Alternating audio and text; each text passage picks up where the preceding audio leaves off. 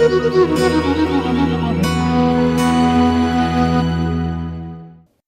श्री गुरुभ्यो नमः। ओम गम गणपतये नमः। ऐसी कथा सुनने को मिलती है कि जब श्री गणेश जी ने माता पार्वती और भगवान शिव के चारों ओर प्रदक्षिणा की और कहा कि मेरे माता पिता ही मेरे सब कुछ हैं, तो भगवान शिव बहुत प्रसन्न हुए। लेकिन दूसरी ओर एक जगह ऐसी कथा भी आती है कि जब श्री गणेश जी माता पार्वती की इच्छा के अनुसार उनके द्वार पर खड़े थे और भगवान शिव को उन्होंने अंदर नहीं जाने दिया, तो भगवान शिव ने क्रोधित होकर उनका सिर काट दिया। कृपया ये बताएं कि भगवान शिव क्रोधित क्यों हुए और उन्होंने भगवान गणेश के सिर को क्यों काट दिया? क्या इसके पीछे भी कोई आंतरिक आध्यात्मिक रहस्य छिपा है?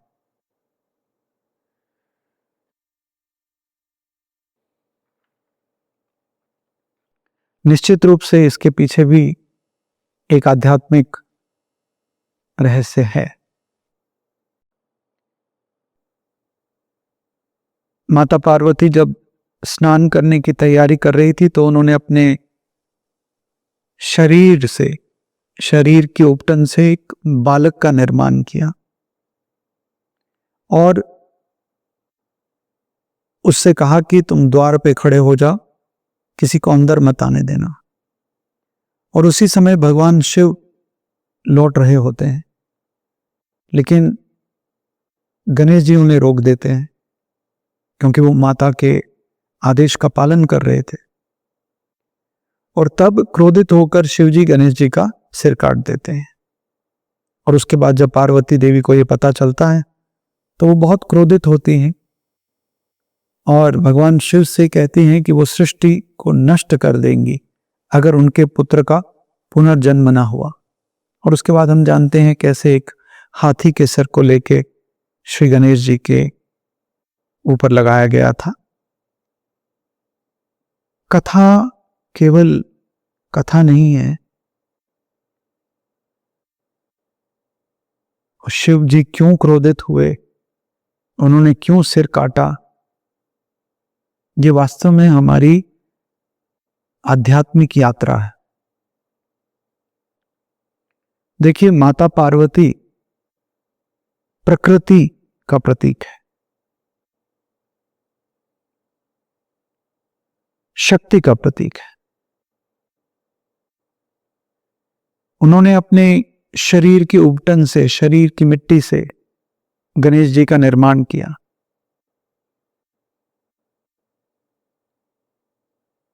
गणेश जी के अलग अलग नाम भी हैं, विनायक, गणपति, गजानन। तो विनायक का निर्माण किया उन्होंने।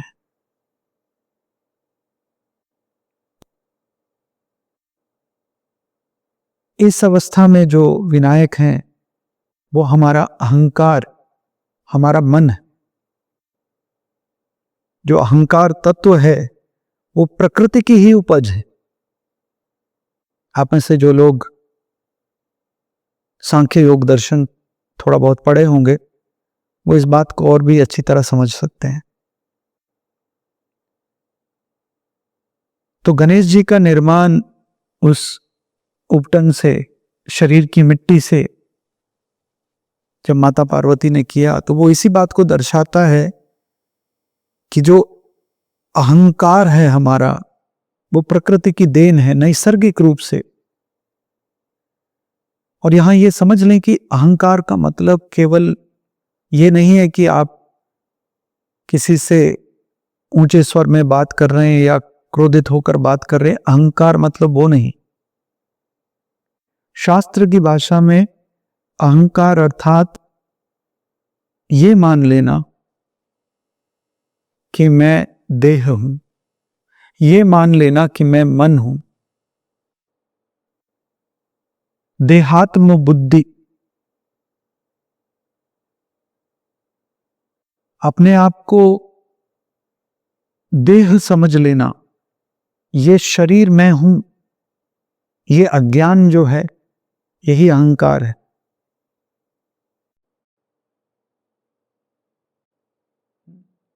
इसलिए श्री शंकराचार्य जी ने लिखा, मनोबुद्धि अहंकार चित्तानिना, न च श्रोत्र जिह्वे न च घ्राण नेत्रे,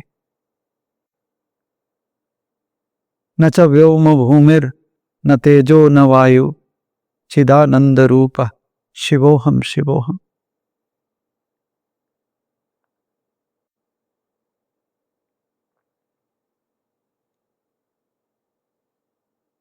तो ये जो देहात्म बुद्धि है, अपने मन से, अपने देह से जो हम इतना तादात्म्य करते हैं, ये प्राकृतिक रूप से, नैसर्गिक रूप से सभी जीवों में होता है,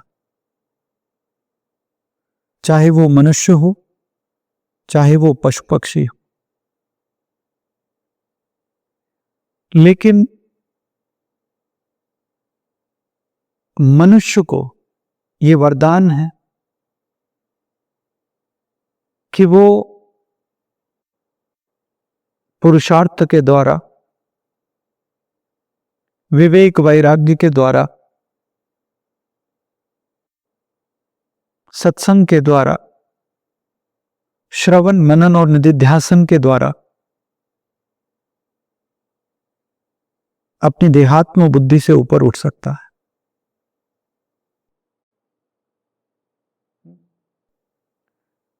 तो सबसे पहले हम सब विनायक की तरह ही जन्म लेते हैं, जहां हम अपने अहंकार से तादात्म्य कर लेते हैं, अर्थात अपने देह और मन को मैं समझ बैठते हैं। और यही अहंकार बाधा है परम सत्य तक पहुंचने के लिए।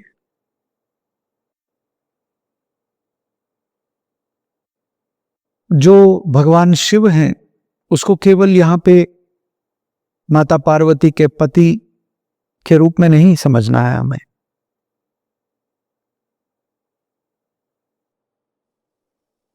या गणेश जी के पिता के रूप में नहीं समझना है केवल, क्योंकि हमारी समझ बहुत सीमित है।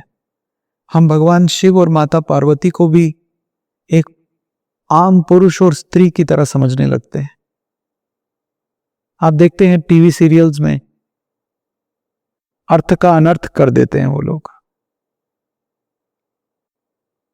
तो जब विनायक जो अहंकार का प्रतीक है, प्रकृति की उपज है, जब तक उसमें अज्ञान है, देहात्म बुद्धि है, क्योंकि इतना मातृभक्ति वहां केवल नहीं है, जिसे हम कहते हैं कि भगवान गणेश बहुत बड़े मातृभक्त थे, वो पूरी समझ नहीं है। वहां पे तादात्म्य है, देहात्म बुद्धि है, प्रकृति जिसकी उपज ये देह, ये मन है, उससे तादात्म्य। तो विनायक वहां अहंकार के प्रतीक है, जो भगवान शिव को नहीं पहचान पाते और उन्हें भी रोकने लगते हैं। और भगवान शिव क्या है? चेतना, आत्मा। एक अज्ञानी अहंकारी व्यक्ति आत्म तत्व को नहीं समझ पाएगा। जब तक मन अहंकार के अंधकार से ढका हुआ है, तब तक परम सत्य का दर्शन नहीं हो सकता। तो जब शिव जी गणेश का सिर काट रहे हैं, उसे हमें ऐसा नहीं समझना चाहिए कि वे क्रोधित हो गए एक आम व्यक्ति की तरह। जैसे कोई व्यक्ति है, उसे किसी बिल्डिंग में ना जाने दिया जाए या किसी होटल में ना जाने दिया जाए तो वो क्रोधित हो जाता है, लड़ने लगता है, किसी को मारने लगता है। केवल अगर उतना समझा तो हमने ठीक नहीं समझा। फिर तो हमने भगवान शिव को एक माफिया, एक गुंडे की तरह बना दिया, कि उन्हें किसी ने रोका और उन्होंने उसको मार दिया। ऐसा नहीं है। शिव जी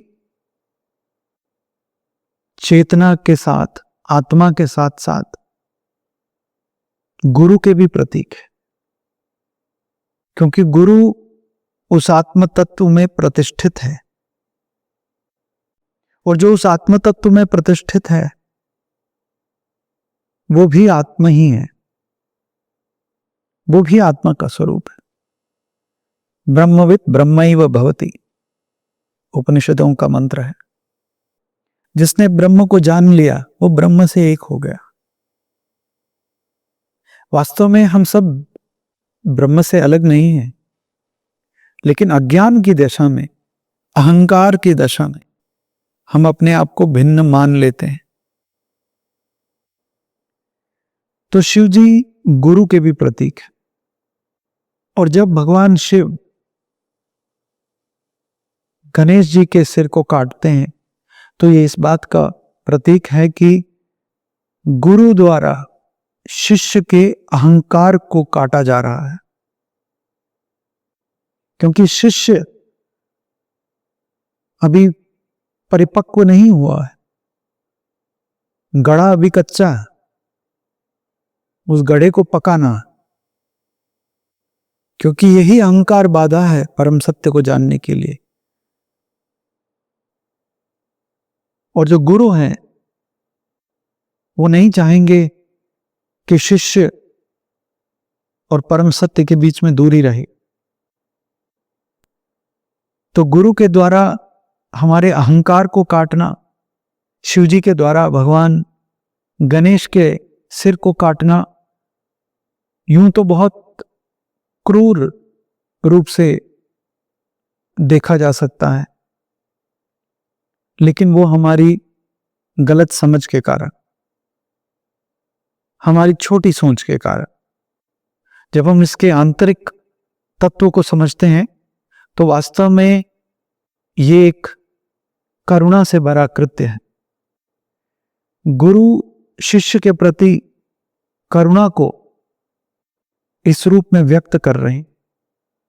गुरु चाहते हैं कि शिष्य भी आत्म तत्व को जल्दी से जल्दी ग्रहण कर ले, शिष्य भी अहंकार से मुक्त हो जाए, देहात्म बुद्धि से मुक्त हो जाए।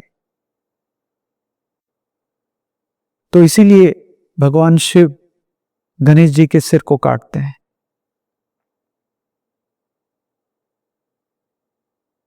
जो पुराना सिर था वो सीमित दृष्टिकोण था जीवन के बारे में, वो संकीर्ण बुद्धि थी, देहात्म बुद्धि थी। आपको याद होगा पुराणों में एक और कथा है जिसमें माता सती जब अपने पिता के यहां जाती हैं, भगवान शिव मना करते हैं लेकिन वो फिर भी जाती है, क्योंकि वहां पे एक यज्ञ हो रहा होता है।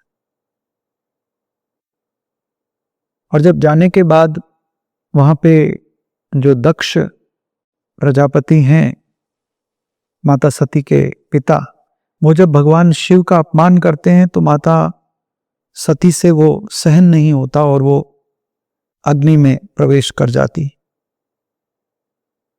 और जब भगवान शिव को इस बात का पता चलता है तो वो क्रोध से भरे हुए उस यज्ञ में आकर सब कुछ तहस नहस कर डालते हैं। और इतना ही नहीं, वो दक्ष के सर को भी काट देते हैं और उसकी जगह एक बकरे का सिर लगा देते हैं। तो भगवान शिव बहुत जगह सर काटते हैं। गुरु का काम ही यही है। माता सती भी यहां शिष्य का प्रतीक है। बहुत बार गुरु के कहने पर भी शिष्य गलतियों को दोहराता है।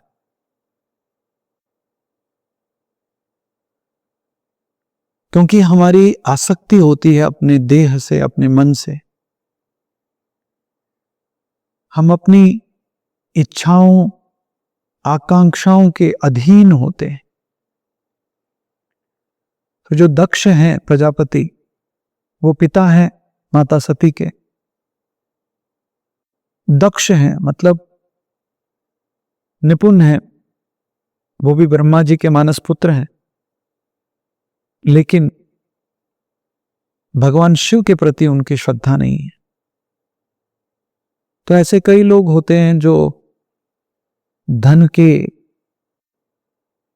या फिर पदवी के नशे में अपने आप को सम्राट मान बैठते हैं। उनके मन में आध्यात्मिक गुरु के प्रति कोई श्रद्धा नहीं होती, वो अहंकार से भरे हुए होते हैं। तो दक्ष भी वैसे ही। और जब माता सती अग्निकुंड में प्रवेश कर जाती हैं और फिर भगवान शिव आकर दक्ष का सिर काटते हैं, तो बकरे का सिर इसलिए लगाते हैं क्योंकि बकरा हमेशा मैं करता है। मैं, मेरा, यही भावना हमें परम सत्य से दूर ले जाती है। हमारी संकीर्ण बुद्धि हमारे अहंकार को और पोषित करती है, हमें उस अद्वैत तत्व को जानने से दूर रखती है।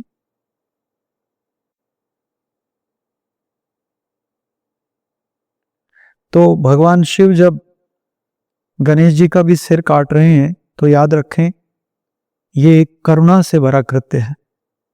ये गुरु की करुणा है कि वो अपने शिष्य के अहंकार को नष्ट करते हैं। और इसके बाद माता पार्वती आकर अपना क्रोध व्यक्त करती हैं और ये कहती हैं कि सृष्टि नष्ट कर देंगी, क्योंकि माता पार्वती यहां प्रकृति का प्रतीक है। यहां पे प्रकृति माया के रूप में है।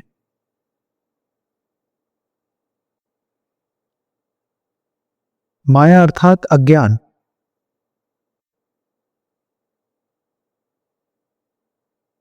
अज्ञान तभी तक पोषित हो सकता है जब तक देहात्म बुद्धि हो। जब देहात्म बुद्धि नहीं रही तो अज्ञान भी नहीं रहेगा। तो जब विनायक के सर की जगह एक हाथी का सर लगा दिया गया, वो इस बात को दर्शाता है कि छोटे व्यक्तिगत अहंकार को एक सार्वभौमिक अहंकार से बदल दिया गया। देखिए, जब तक हम इस मानव शरीर में ये जीवन जी रहे हैं,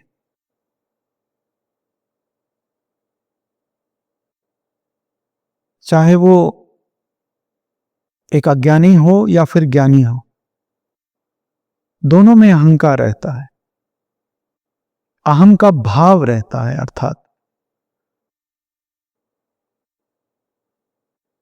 लेकिन जो अज्ञानी का अहम है वो देह से जुड़ा होता है, मन से जुड़ा। अहम देह, अहम मनः, ऐसा भाव। लेकिन जो ज्ञानी पुरुष है उसका अहम परम सत्य से जुड़ा हो। अहम ब्रह्मास्मि। अब अहम ब्रह्मास्मि को बोलने के लिए भी अहम शब्द का प्रयोग तो करना ही पड़ेगा। अहम वहां भी है, लेकिन वो एक सार्वभौमिक अहंकार है, उसमें सब कुछ समा जाता है। अहम ब्रह्मास्मि। अज्ञानी क्या कहता है? अहम देहास्मि, मैं देह हूं। अहम मनः अस्मि, मैं मन हूं। अब जरूरी नहीं है कि कोई संस्कृत में कहे या इन्हीं शब्दों का प्रयोग करे। हम ये अपने जीवन में रोजमर्रा की जिंदगी में अनुभव करते हैं कि कितना हमारे शरीर से, हमारे मन से तादात्म्य होता है।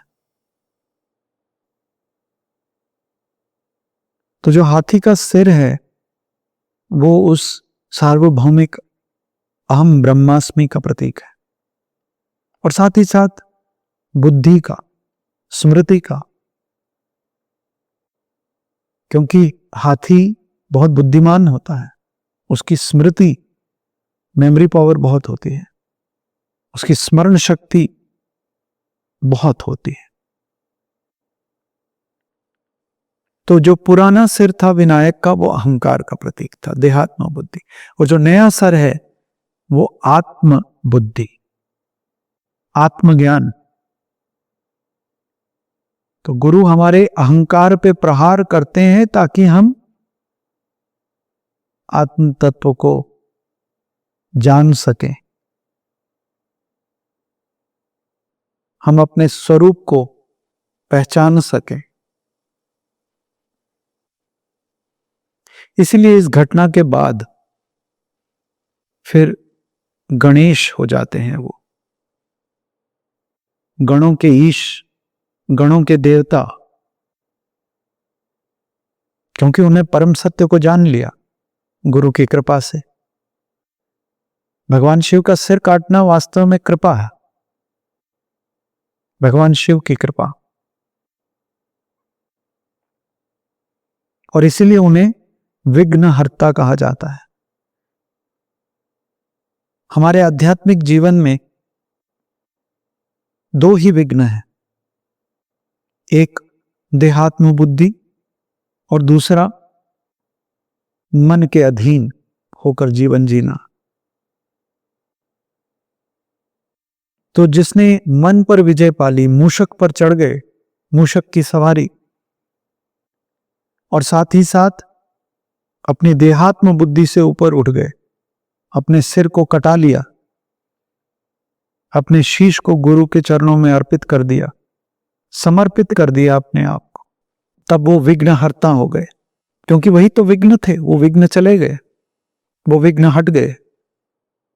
भगवान कृष्ण भी अर्जुन से तभी कहते हैं, सर्वधर्मान परित्यज्य मामेकम शरणम व्रज अहम त्वा सर्व पापेभ्यो मोक्षयिष्यामि मा शुचः। यहां भगवान कृष्ण एक गुरु के ही प्रतीक है। गुरु के चरणों में सब कुछ समर्पित करना, सब कुछ का मतलब धन वैभव नहीं, हमारी देहात्म बुद्धि, हमारा अहंकार, हमारी इच्छाएं, सब कुछ गुरु के चरणों में समर्पित करना, अपना सर कटवा लेना।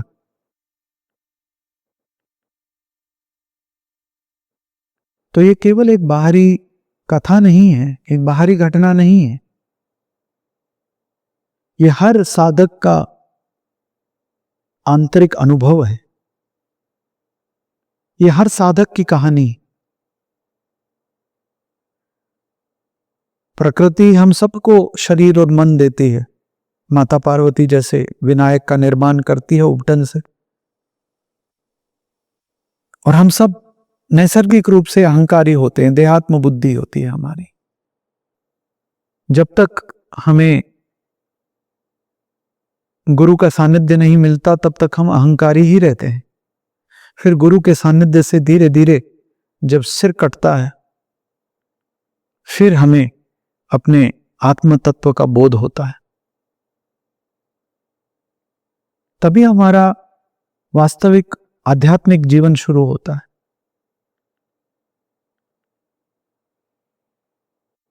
आशा करता हूं कि अब आपको इस कथा के आंतरिक रहस्य को समझने में आसानी होगी। आज के लिए अपनी वाणी को यहीं विराम देता हूं। प्रणाम।